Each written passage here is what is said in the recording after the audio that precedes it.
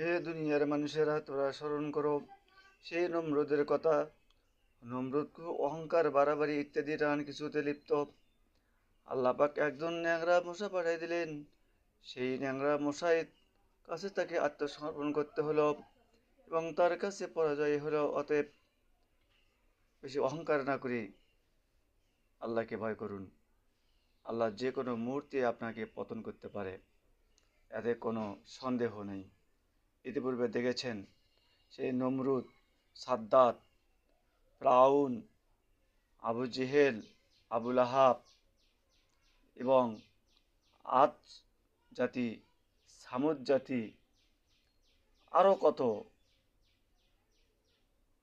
গোত্র জাতি অহংকার বশত তারা ধ্বংস হয়ে গেছে। সুতরাং অহংকার থেকে বিরত থাকুন, বাড়াবাড়ি, জুলুম, অত্যাচার, নির্যাতন থেকে বিরত থাকুন।